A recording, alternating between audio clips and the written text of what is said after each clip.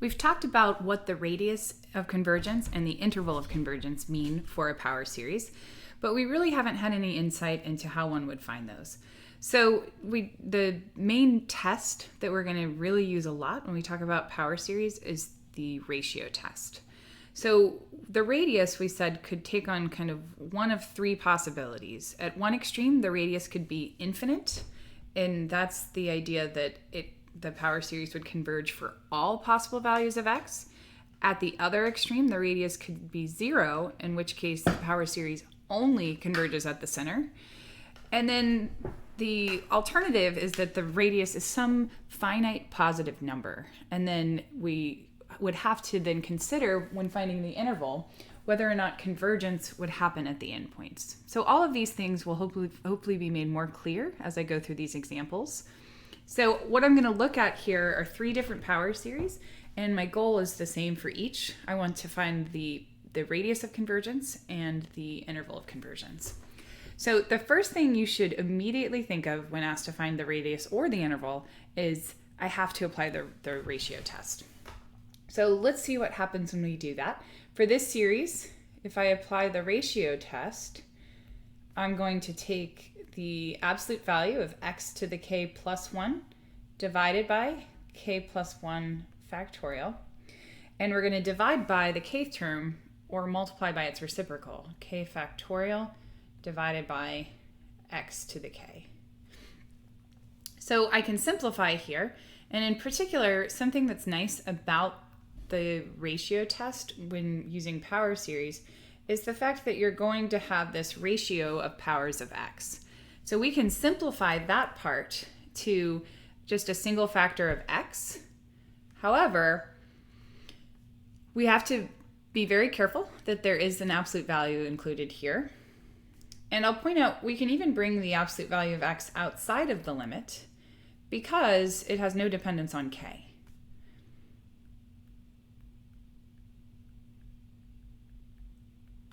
You'll note that I dropped the absolute value bars here. That's because what remains is always positive. And so we've also seen that the k factorial over k plus 1 factorial can be simplified to simply 1 over k plus 1. So we have the absolute value of x multiplied by this limit, but this limit is equal to 0. So in general, when I'm using the ratio test to decide whether or not something converges, the question we want to ask ourselves is, when is this limit less than 1? That's kind of the idea here. Well, because we got 0, we're saying for any value of x, we're going to multiply the absolute value of x by 0, and we're consequently always going to get something that's smaller than 1. So when you apply the ratio test, and you encounter that the limit is essentially 0, that gives you the one extreme where we say then that the radius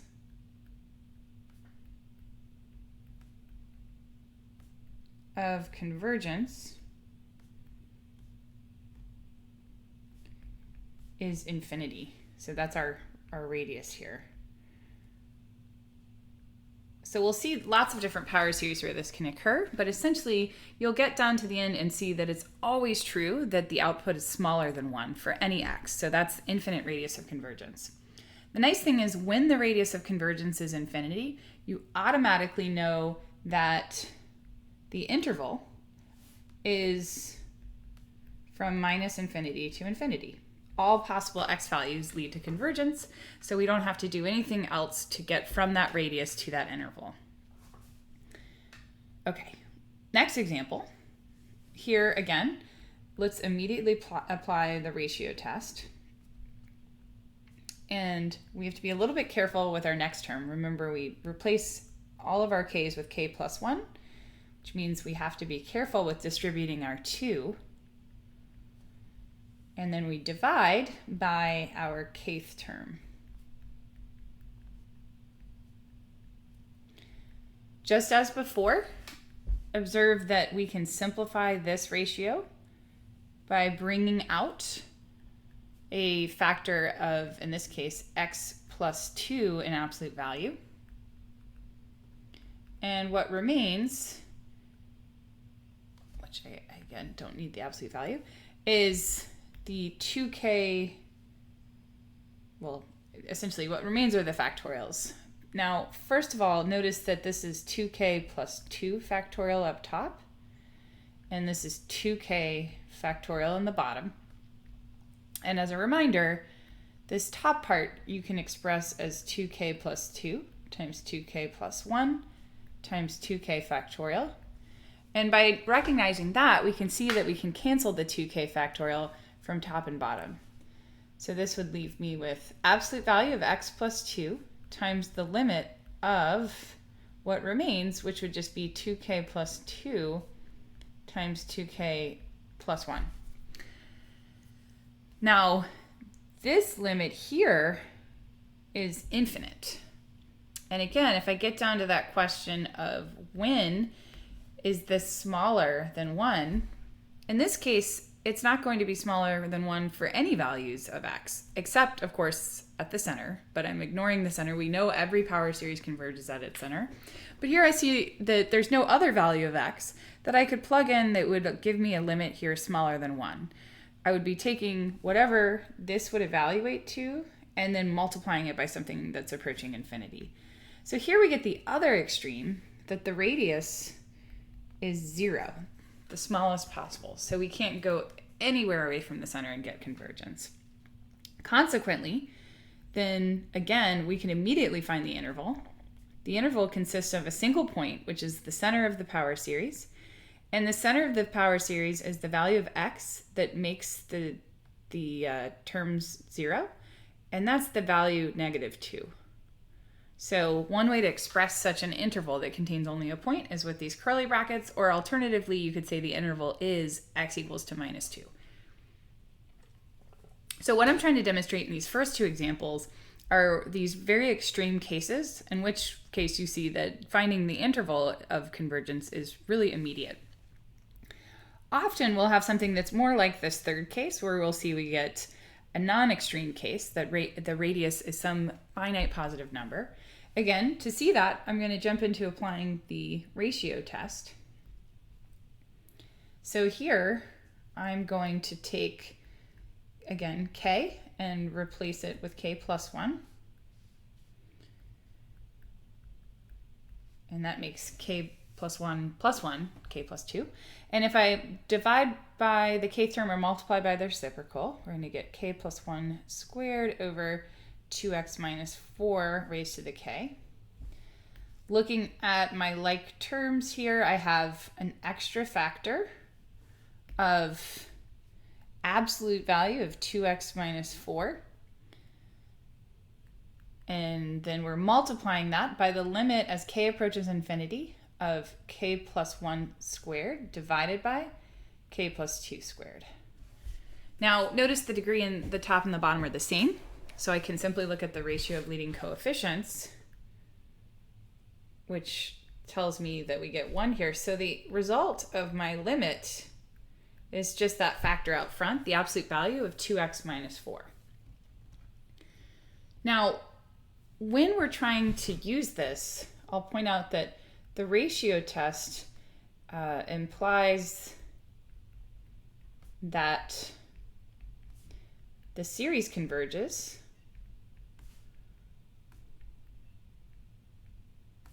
when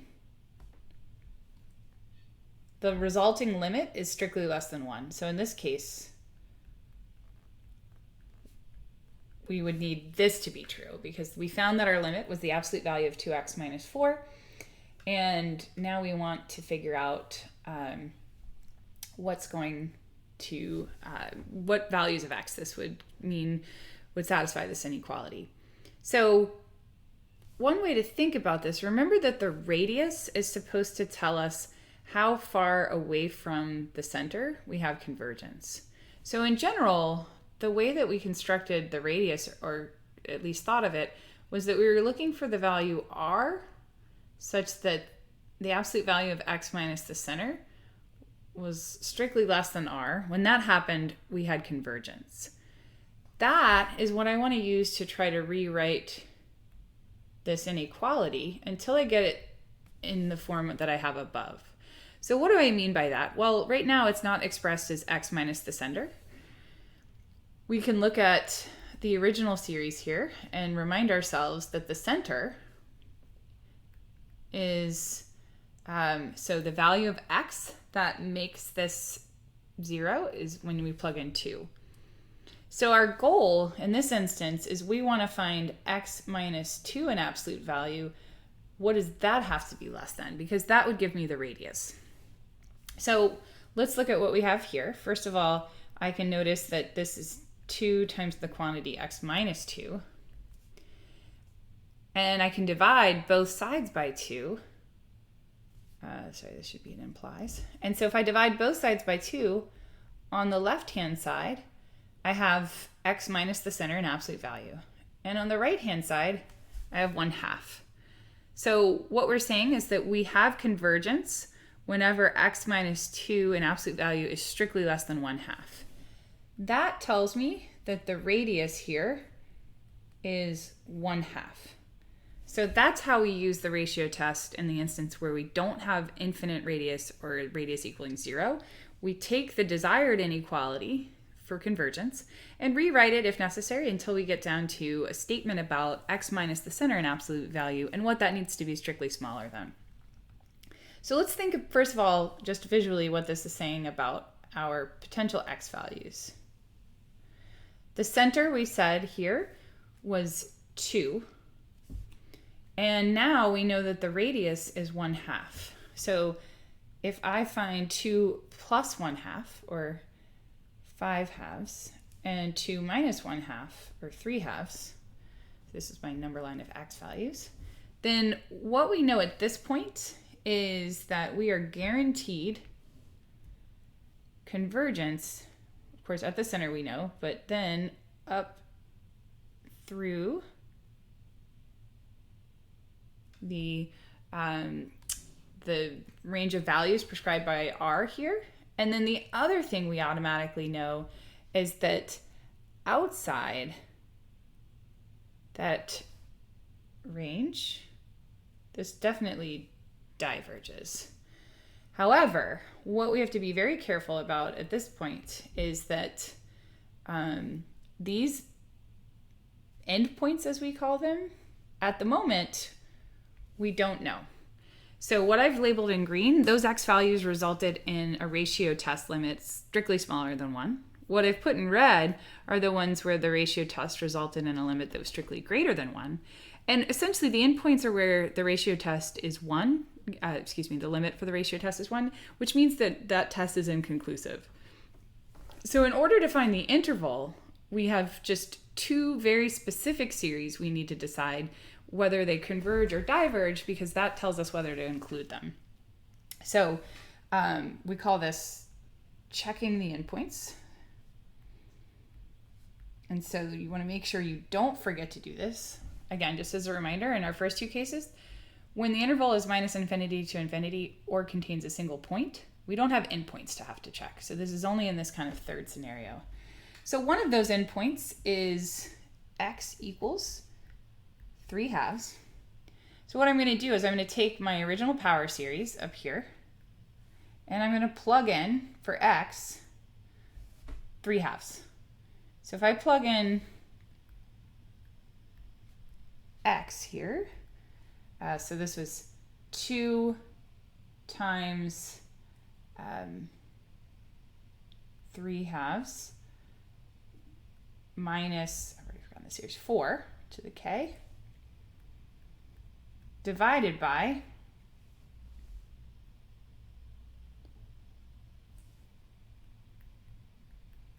k plus 1 squared. So here we can simplify this and notice that in the inside there we're going to have 2 times, so that's going to be 3 minus 4, so that's going to become just negative 1 to the k over k plus 1 quantity squared. And so here we need to decide if this series converges. Now we revert back to the types of tests we saw before. So I have here that this is a alternating series, and we can use the alternating series test. So first of all, observe that the limit as k approaches infinity of 1 over k plus 1 squared is 0. And 1 over k plus 2 squared is smaller than 1 over k plus 1 squared. So both of these hold. So I know that this series converges by the alternating series test.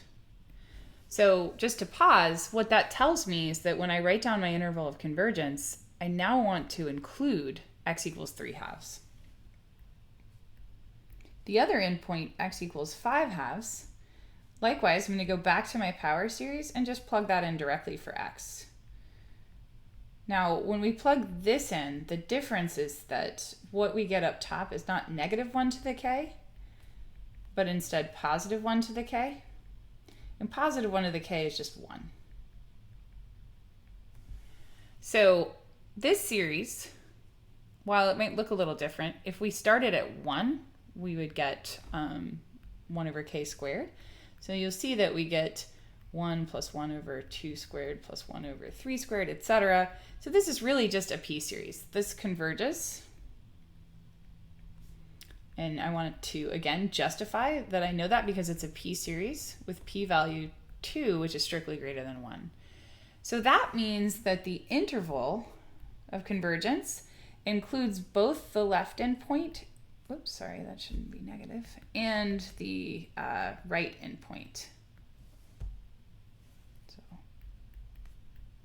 Essentially, by checking the endpoints we mentioned at the end of the last video, there are 4 different possibilities based off of inclusion or exclusion of each of the 2 endpoints. And in this case, we found that both of them were included.